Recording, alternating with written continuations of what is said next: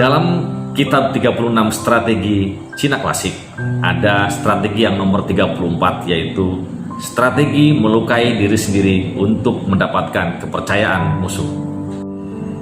Strategi ini dilatar belakangi dari sebuah kisah pertempuran Cipi, yaitu pertempuran pada zaman tiga negara antara pasukan aliansi Liu Bei dan Sun Quan melawan pasukan Jenderal Cao Cao. Strategi untuk mengubah kelemahan menjadi sebuah kekuatan. Salah satunya adalah dengan strategi playing victim. Playing victim adalah sebuah taktik untuk memposisikan diri sebagai korban atau orang yang terluka atau terzolimin untuk mengelabui lawannya dan lingkungan sekitarnya.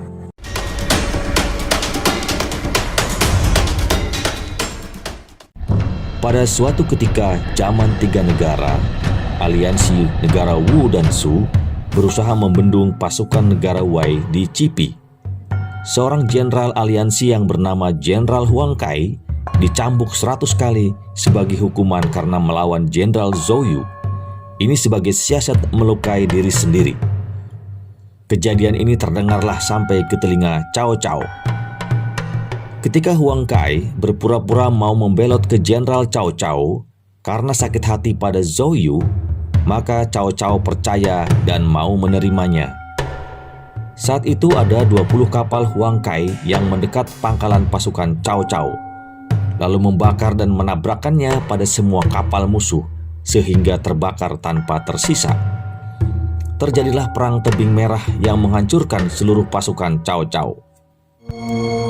Dalam seni perang Sun Tzu, ada 3 hal yang harus kita kenali dan kuasai sebelum berperang, yaitu kenali diri sendiri, kenali lawan, dan kenali kondisi wilayah perang. Bagaimana kita mengemas situasi agar kelemahan kita tertutupi dengan kekuatan yang kita miliki.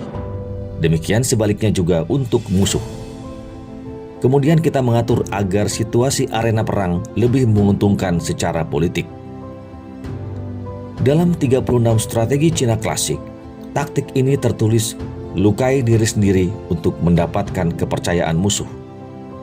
Belakangan ini kita mengenal istilah playing victim, yaitu teknik memposisikan diri kita sebagai korban atau orang yang terluka demi mengelabui musuh dan mengambil simpati lingkungannya. Strategi playing victim tidak hanya diterapkan dalam perang, tapi juga dalam politik negara, politik praktis, dan dunia bisnis. Tak ada yang kebetulan dalam dunia politik. Peristiwa yang terjadi merupakan hasil rancangan atau desain politik guna menggiring opini masyarakat.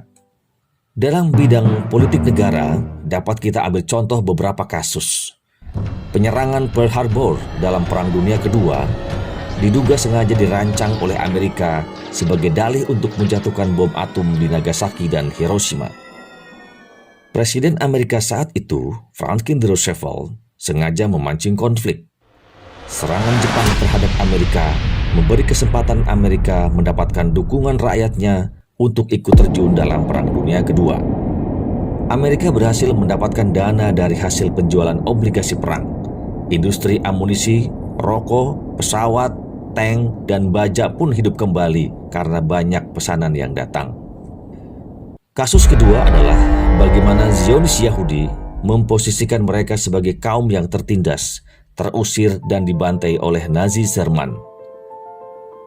Mereka mengambil simpati negara lain atau dunia dan mendapatkan dukungan atau legitimasi untuk mencaplok atau menduduki negara Palestina. Dan mereka pun mendirikan negara Israel pada tahun 1947. Contoh kasus ketiga adalah serangan pengeboman yang meruntuhkan gedung World Trade Center Amerika. Seketika Amerika mendapat simpati dunia dan menuduh jaringan teroris Al-Qaeda menjadi dalang serangan. Dengan dalih berburu teroris di Timur Tengah, seakan Amerika mendapatkan legitimasi untuk menundukkan negara-negara Timur Tengah yang tidak sejalan dengan mereka. Dalam bidang politik praktis, playing victim bisa menarik simpati rakyat dan mendapatkan dukungan terhadap orang dalam posisi korban, terluka, atau terzolimi. Dalam dunia politik praktis banyak contoh yang menerapkan strategi ini. Kepiawaian SBY menggunakan strategi playing victim ini berhasil menjadikannya terpilih sebagai Presiden RI pada tahun 2014. Curhatannya merasa dikucilkan sebagai menterinya Megawati, memancing Taufik Kemas menyebutnya Jenderal Cengeng seperti anak kecil. Sentilan Taufik ini menimbulkan simpati masyarakat. Capnya sebagai menteri yang didolimi begitu melekat, sehingga kampanye SBY lewat Partai Demokrat selalu dibanjiri massa. Ia dielulukan sebagai tokoh yang dizolimin oleh presiden. Dikombinasikan dengan strategi yang lain, maka elektabilitasnya menjulang tinggi. Dalam Pilpres tahun 2019 lalu, Ratna Sarumpait hampir berhasil menggunakan strategi flying victim jika saja tidak ketahuan berbohong.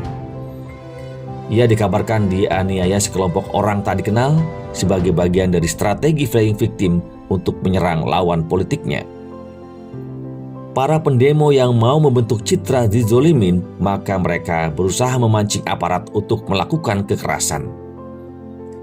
Juga pada tahun 1998, ada mahasiswa Trisakti yang menjadi korban dalam demo mahasiswa, lalu menyulut simpati rakyat yang akhirnya berhasil menjatuhkan Presiden Soeharto.